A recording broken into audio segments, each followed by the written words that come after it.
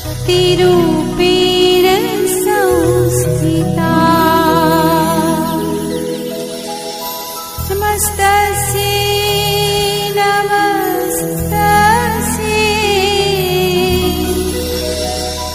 नमस्तस्यै नमो नमः। આજે આપણે પાઠ 7 હવામાન, આબોહવા અને આબોહવા સાથેની પ્રાણીઓનું જે અનુકૂલન છે એ પાઠ વિશે આપણે અભ્યાસ કરવાના છીએ. તો આપણી આસપાસ કેવું હવામાન છે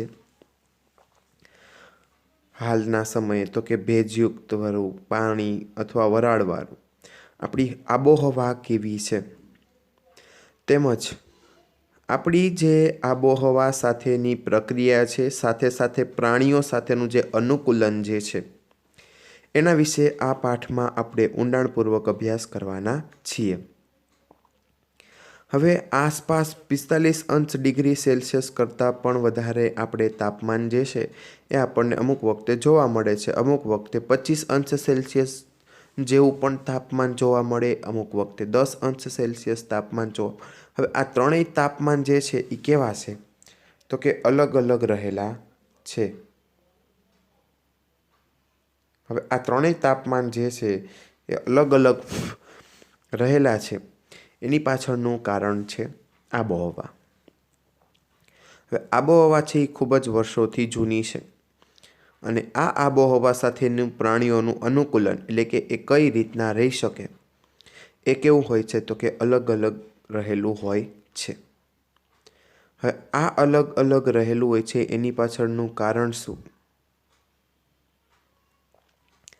તો કે આવા પ્રકારના જે અનુકૂલનો છે એ શા માટે આપણને જોવા મળે છે, તો કે દરેક અનુકૂલનો છે એ આપણને અલગ અલગ પ્રકારે જોવા મળતા હોય છે.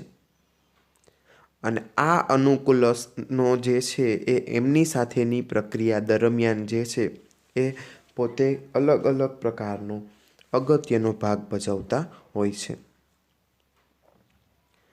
તો હવે આપણે આની એક પ્રાસ્તવિક માહિતી મેળવીએ. તો સૌપ્રથમ તો આપણને તાપમાનની વ્યાખ્યા, તો કે જે છે એ તાપમાન, ભેજનું પ્રમાણ, વરસાદ, પવનની ઝડપ વગેરેના સંદર્ભમાં કોઈ સ્થાનના વાતાવરણની રોજબરોજની પરિસ્થિતિને સ્થળનું તાપમાન કહેવામાં આવે છે.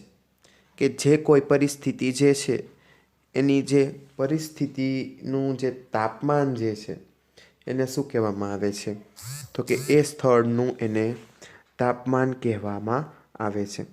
હવે આ સ્થળ જે છે એ આ અલગ અલગ પરિસ્થિતિ રહેલી છે, અને આવી અલગ અલગ પરિસ્થિતિના સંદર્ભમાં જો રોજબરોજની પરિસ્થિતિ જે છે એને આ અલગ અલગ પ્રકારના સ્થળનું જે છે, એટલે કે તાપમાનનું, ભેજના પ્રમાણનું, વરસાદનું તેમજ પવનની ઝડપનું જે વિવિધ પ્રકારના સંદર્ભો રહેલા છે, એવી આવી રોજબરોજની પરિસ્થિતિઓ જે રહેલી છે તેમને એ સ્થળનું શું કહેવામાં આવે છે, તો કે તાપમાન તરીકે ઓળખવામાં આવે છે.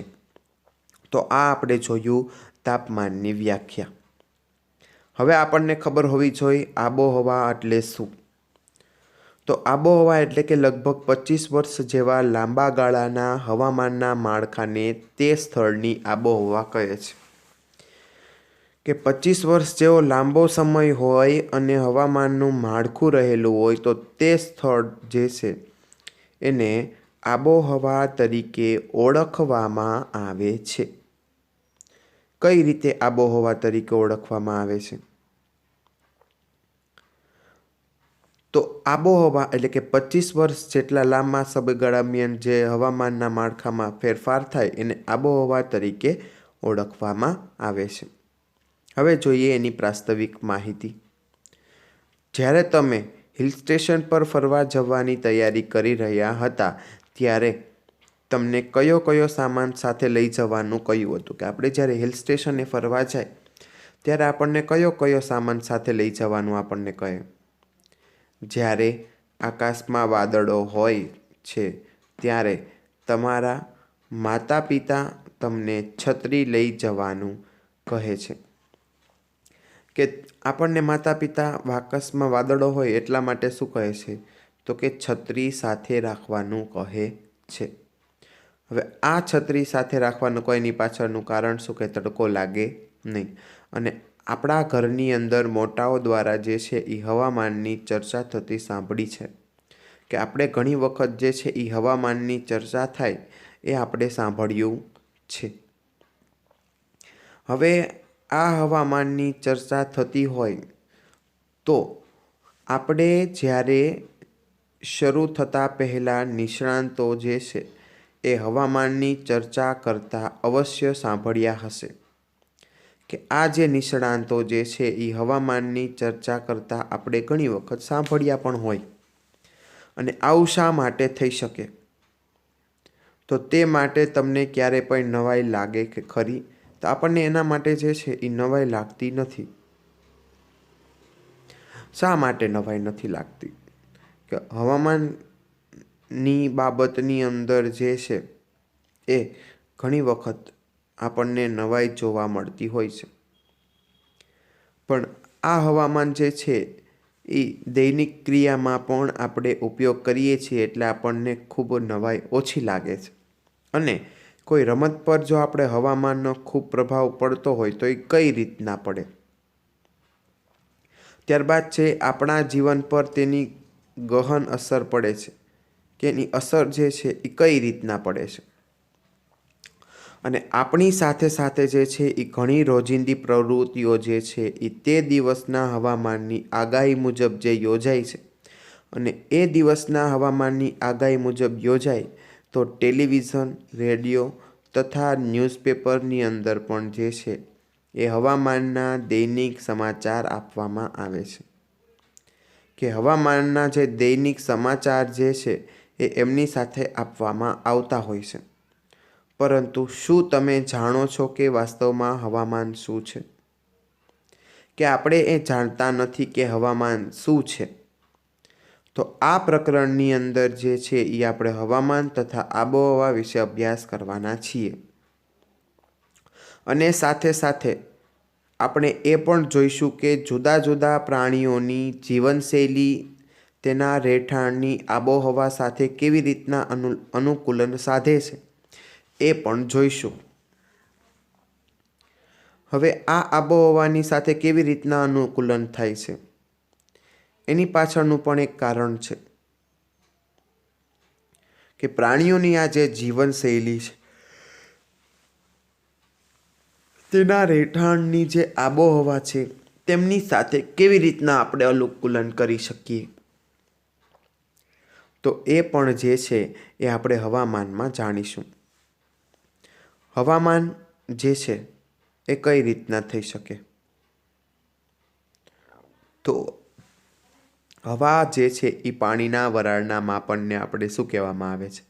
તો કે એક ભેજ તરીકે ઓળખવામાં આવે છે. તો હવે ઘણી વખત હવામાન જે છે એ ફરતું ફરતું હોય છે. હવામાન જે છે એ એક ચોક્કસ યોગ્ય હોતું નથી. ચોક્કસ યોગ્ય એટલે કે આજે હવા ઠંડી છે તો કાલે એમાં વધારે પડતી ગરમી પણ આપણને જોવા મળે છે. એટલા માટે હવામાન એક યોગ્ય પ્રક્રિયા નથી. એટલે કે અમુક વખતે સમાચાર પત્રોની અંદર પણ હવામાનના સમાચાર આપણને બતાવતા હોય છે કે આજે જે છે એ સૂર્યોદય થાય ત્યારે કેટલું હોય, સૂર્યાસ્ત થાય ત્યારે કેટલું હોય, પછી બુધવારે સૂર્યોદય થશે ત્યારે કેટલું હશે, કેટલા વાગે સૂર્યોદય થશે, કેટલું તાપમાન હશે. આ બધું જે છે એ એક હવામાન દ્વારા આપણને જાણ કરવામાં આવે છે. હવે જાણ કરવામાં આવે છે એની પાછળનું પણ કારણ છે કે જેથી આપણને ખબર પડે કે આવતા 1 કે 2 દિવસનું જે તાપમાન જે છે એ આવું હોઈ શકે છે. હવે આ તાપમાનને આપણે જો સમાચાર પત્રોની અંદર જોઈએ છીએ તો આપણે એનો અનુભવ પણ કર્યો હશે. તો સરકારના હવામાન વિભાગ આ જે છે એ રિપોર્ટ તૈયાર કરતા હોય છે અને આ વિભાગ જે છે એ તાપમાન, પવન, ઝડપ વગેરેના આંકડા મેળવીને ભેગા કરીને હવામાનનું અનુમાન કરે છે. કે આ શું કરે છે તો કે આંકડા મેળવી અને ભેગા કરી અને હવાનું શું કરે છે તો કે અનુમાન કરતા જોવા મળે છે. હવે આ અનુમાન આપણને જોવા મળે છે તો આ અનુમાન કેવું હોઈ શકે તો કે અમુક વખતે જે છે એ આપણે જોઈ શકીએ છીએ કે અનુમાન બધા અલગ અલગ હોય છે. એટલે કે વર્ષા માપક જે છે એને અલગ અલગ સાધનો વડે માપવામાં આવતા હોય છે. હવે રોજ વરસાદ ન થતો હોય અને બધા દિવસે નોંધ થઈ તો આ વર્ષા માપકના સાધનો વડે જે છે એ વરસાદનું માપન થાય છે અને સામાન્ય રીતે જે છે એ અંકિત નળાકાર પર ગરણી ગોઠવેલી હોય તો આવી રચના જે છે એ વરસાદના પાણીને એકત્રિત કરતી હોય છે. હવે આ એકત્રિત શા માટે કરે તો કે ગરણી દ્વારા જે છે એ વરસાદના પાણીને એકત્રિત કરવામાં આવે છે. એકત્રિત શા માટે કરવામાં આવે તો એકત્રિત કરવાનો મુખ્ય હેતુ એ જ છે કે લાંબા ગાળાના સમયગાળા દરમિયાન એ વરસાદનું પાણી જે છે એ આપણે ભવિષ્યમાં થનારી પાણીની ખોટ ન જ આવે એના માટે આપણે એ વરસાદનું પાણી ભેગું કરીએ છીએ. તો આપણે વળી પાછું હવામાનની વ્યાખ્યા કે કોઈ સંદર્ભના સ્થળના વાતાવરણની જે રોજબરોજની પરિસ્થિતિના સ્થળનું જે છે એને તાપમાન તરીકે ઓળખવામાં આવે છે. તો એને નીચલો પેરામીટર્સ કે 2 દિવસ માટે સરખા નથી હોતા અને અમુક વખતે નોંધપાત્ર પણ ફેરફાર જોવા મળે છે. હવે આ તાપમાન, ભેજનું પ્રમાણ અને બીજા લાઓને હવામાનોના ને શું કહેવામાં આવે છે તો કે હવામાનને એલિમેન્ટ્સ એટલે મૂળ તત્વ તરીકે ઓળખવામાં આવે છે. અને આ જે છે એ અઠવાડિયે બદલાતું રહે છે. તેથી જ આપણે એવું સામાન્ય રીતે કહીએ છીએ કે આ જે હવામાન ઘણું ભેજવાળું છે કે આ આપણને શા માટે કહેવામાં આવે છે કે આજે જ આપણું આ હવામાન છે એ શા માટે હોય છે તો કે એ જે છે એ ભેજવાળું રહેલું હોય છે. અને આ ભેજવાળું જે હોય છે અથવા ગયા અઠવાડિયે ઘણું ગરમ હતું આવા આપણે વાક્ય ગોઠવી પણ શકીએ છીએ. હવામાન એ એવી જટિલ ઘટના છે કે તે સમયના ટૂંકા ગાળા બદલાઈ શકે છે કે તે ટૂંકા ગાળામાં પણ બદલાઈ શકે છે. સવારે તડકો નીકળ્યો હોય પરંતુ બપોરના સમયે અચાનક ક્યાંકથી વાદળો ઘેરાઈ જાય અને ભારે વરસાદ શરૂ પડવાનો થાય. ઘણી વખત વાદળો પણ ઘેરાઈ જાય છે અને ભારે વરસાદ પણ પડે છે.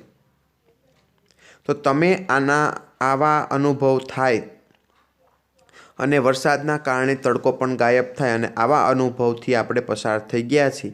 એટલે કે હવામાન એ જટિલ ઘટના હોવાથી તેનું અનુમાન આપણે કરી શકતા નથી. એટલે કે 3 ઓગસ્ટ 2016થી 9 ઓગસ્ટ 2016 સુધીનો મેઘાલયમાં આવેલા શિલોંગના નોંધાયેલા મહત્તમ તાપમાનનો આલેખ જોઈએ કે એ આલેખ જે છે એ મેઘાલયનો આપણને આપેલો છે. હવે આ આલેખ જોતાં આપણને લાગે છે કે 3 ઓક્ટોબરે વધારે પછી નીચું વળી પાછું એટલે એ જે છે આલેખ એનું તાપમાન સરેરાશ યોગ્ય હોતું નથી. અમુક સમયે વધુ હોય છે તો અમુક સમયે યોગ્ય હોય છે. 3 સપ્ટેમ્બરે 26 બતાવે છે આપણને તો કે 26 ડિગ્રી સેલ્સિયસ. એવી રીતના 4 તારીખે જોઈએ તો 23.5 એટલે બેની વચ્ચે છે એટલે કે 23.5 આપણે કહી શકીએ. પછી 5 તારીખે 25 ડિગ્રી સેલ્સિયસ, 6 તારીખે 22 ડિગ્રી સેલ્સિયસ, 7 તારીખે જે છે એ 25.5 ડિગ્રી સેલ્સિયસ તેમજ 9 તારીખે જે છે એ 24 ડિગ્રી સેલ્સિયસ જે છે એ આપણને અલગ અલગ તરીકે જોવા મળે છે. રોજે રોજ જે છે એ મહત્તમ અને ન્યૂનતમ તાપમાનની નોંધ કરવામાં આવેલ છે કે રોજે રોજ શું થાય છે તો કે મહત્તમ અને ન્યૂનતમ તાપમાનની નોંધ કરવામાં આવે છે. અને આપણે એ પણ જાણીએ છીએ કે આ તાપમાન છે એને કેવી રીતે નોંધવામાં આવે છે કે આ તાપમાનને કઈ રીતના નોંધવામાં આવે તો પ્રકરણ 4ની અંદર આપણે શીખી ગયા છીએ કે આ માટે ખાસ પ્રકારના થર્મોમીટર વાપરવામાં આવે છે, જેને આપણે મહત્તમ ન્યૂનતમ થર્મોમીટર કહીએ છીએ. મહત્તમ અને ન્યૂનતમ થર્મોમીટર તરીકે ઓળખવામાં આવે છે. તમે જાણો છો કે દિવસ દરમિયાન મહત્તમ તાપમાન અને તાપમાન ક્યારે હોય છે? ન્યૂનતમ તાપમાન. તો મહત્તમ ક્યારે હોય અને ન્યૂનતમ ક્યારે હોય? તો સામાન્ય રીતે દિવસનું મહત્તમ તાપમાન બપોર સમયે, ન્યૂનતમ તાપમાન વહેલી સવારે હોય છે. મહત્તમ સવારના અને ન્યૂનતમ તાપમાન જે છે એ બપોરે હોય, એટલે કે મહત્તમ બપોરના સમયે અને ન્યૂનતમ વહેલી સવારે આપણને જોવા મળે છે. બંને તાપમાનનો સમયગાળો જે છે એ અલગ અલગ આપણને જોવા મળે છે. હવે આપણે એના દ્વારા પણ ઊંડાણપૂર્વક સમજીએ કે ઉનાળામાં બપોરના સમયગાળા દરમિયાન શા માટે આપણને અકળામણ થાય છે. અકળામણ એટલે આપણને ગરમી બહુ થતી હોય છે. અને અકળામણ થવાનું કારણ તો કે વહેલી સવારે આપણને સારું પણ લાગે છે. ઘણી વખત અકળામણ થયા પછી આપણને ફ્રેશનેસ પણ અનુભવી શકીએ છીએ. શિયાળામાં વહેલું અંધારું થાય છે અને રમવા માટે પણ અમુક વખતે સમય નથી મળતો. તો એની પાછળનું કારણ છે હવામાન, આબોહવા, કે આપણે એ જાણીએ છીએ. હવે આવું જાણવા માટે જે છે એ શિયાળામાં દિવસો આપણે જોવા પડે અને એનું અનુભવન કરવું પડે કે એના દિવસો જે છે એની રાત કેમ જલ્દીથી પડી જાય છે અને દિવસ કેમ લાંબો હોય છે અથવા દિવસ કેમ ટૂંકો હોય છે. શિયાળામાં વહેલી સવારે 6 વાગી જાય છે અને ઉનાળામાં 7 વાગે તો પણ અમુક સમયે જ્યારે છે એ અંધારું આપણને જોવા મળતું હોય છે. ત્યારબાદ નીચે આપણને બધા જ ફેરફારો સૂર્ય જે છે એના કારણે થતા હોય છે અને એટલા માટે જ જે છે એ સૂર્યનું ઊંચું તાપમાન ધરાવતા જે વાયુનો મોટો ગોળો હોય છે એ સૂર્યના કિરણોથી એને દૂર કરે છે.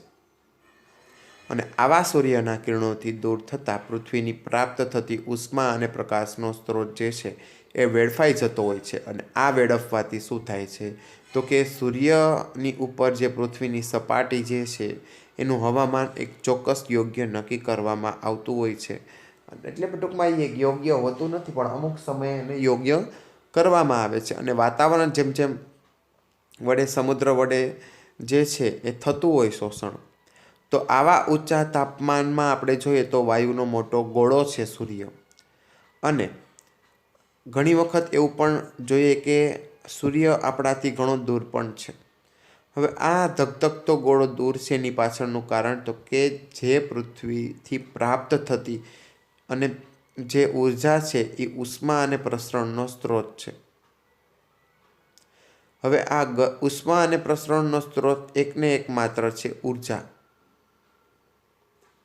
તો એના વડે જે છે એ સૂર્યનો ઉર્જાનો પ્રાથમિક સ્ત્રોત છે, કે એના વડે જે છે એ સૂર્ય શું છે તો કે ઉર્જાનો પ્રાથમિક સ્ત્રોત રહેલો છે. અને એ શું કરે છે તો કે એ હવામાનમાં ખૂબ જ ફેરફાર લાવે છે.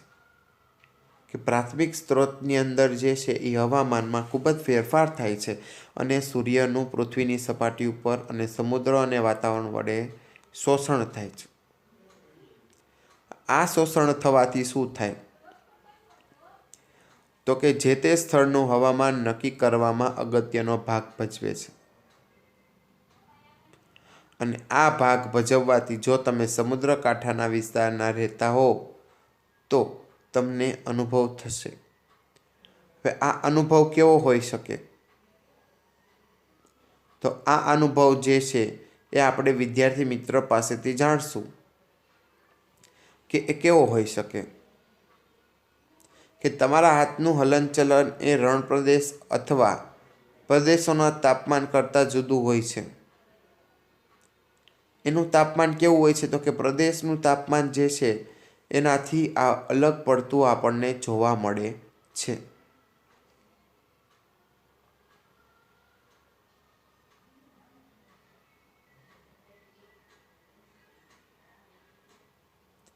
હવે આ પ્રદેશોનું જે તાપમાન જે છે એ અલગ અલગ આપણને જોવા મળે છે. એની પાછળ કારણ એક જ છે કે એની હવામાનની સ્થિતિ જે છે એ પણ અલગ અલગ રહેતી હોય છે. હવે જોઈએ આબોહવા, કે હવામાન શાસ્ત્રીઓ રોજે રોજ શું કરે છે, તો કે આબોહવાની નોંધ કરે છે.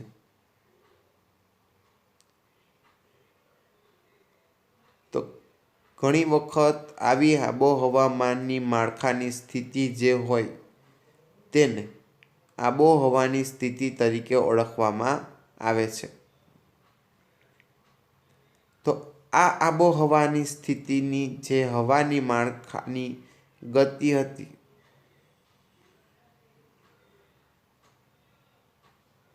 એ જે છે એ ધીમે ધીમે અત્યારના માળખાગત સુવિધાઓની અંદર વધતી જાય છે. કોઈ પણ સમય માટે જે છે મોટાભાગના સમયે તાપમાન માટે જે છે તેમજ તેમના આપણે એવું કહી શકીએ કે સ્થળની આબોહવા માટે જે છે એ મોટાભાગના સમય દરમિયાન ભારે વરસાદ જો પડ્યો હોય તો આપણે એને કહી શકીએ કે સ્થળની આબોહવા જે છે એ ગરમ અને ભેજયુક્ત રહેલી છે. આ સ્થળની આબોહવા ગરમ ને ભેજયુક્ત શા માટે હોય છે, તો કે જ્યારે જ્યારે વરસાદ પડે છે એટલા માટે જે સ્થળની આસપાસ જે હવા રહેલી છે એ ગરમ પણ હોઈ શકે છે અથવા ભેજવાળી પણ હોઈ શકે છે. હવે એ ગરમ અને ભેજવાળી કઈ રીતે,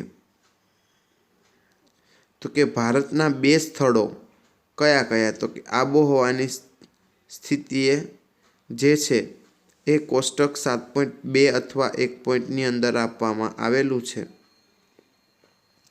અને આ સ્થિતિ જે છે એ 7.2 એટલે કે શ્રીનગર જમ્મુ કાશ્મીર એમાં આબોહવાની માહિતી આપેલી છે. અને 7.3 તિરુવનંતપુરમ કેરેલા આબોહવાની સ્થિતિ જે છે એ તમને આપેલી છે. હવે આપણે જોઈએ 7.2 અને 7.3 કે જમ્મુ અને કાશ્મીરની આબોહવાની જે સરળતા આપણને જોવા મળે છે કેરેલાની, તો એ આપણે શું જોઈ શકીએ છીએ. હવે આ જોઈ શકતા નથી તો એની પાછળનું કારણ એ જ કે જમ્મુ કાશ્મીર જે છે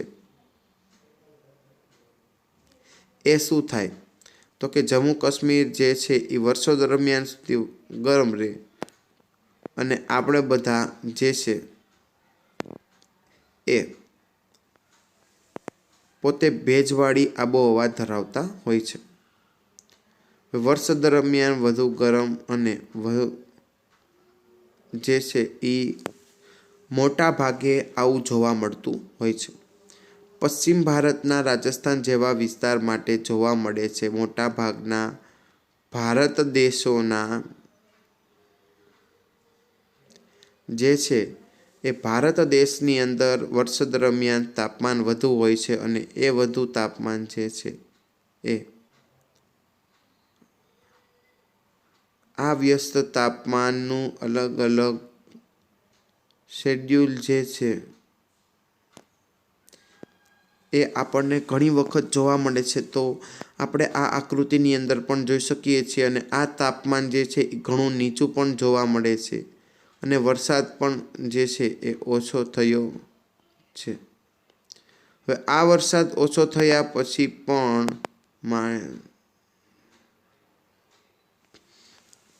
જે ઓછો રણ પ્રદેશ અથવા ઓછો વરસાદ પડતો હોય તેની લાક્ષણિકતા એક આબોહવા તરીકે રહેલી છે, જે ગરમ અને સૂકી પણ કહી શકાય છે.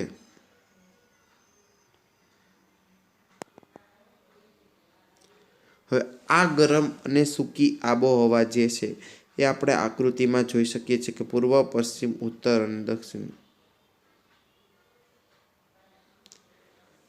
આ આકૃતિની અંદર ચારેય દિશા આપણને દર્શાવેલી છે. આમ આબોકીય હવા ફેરફાર જે છે એ આપણને જોવા મળે છે. અને આ રણ પ્રદેશની લાક્ષણિકતા જે છે એ આબોહવા તરીકે ઓળખાય છે, જેને ગરમ અને સૂકી તરીકે ઓળખાય છે. અને વર્ષના મોટા ભાગે એ જે છે એ આબોહવા ભેજવાળી હોય છે. અને આ સમયે જે છે એ આપણે યોગ્ય રીતે અલગ અલગ વ્યવસ્થા કરી શકીએ છીએ.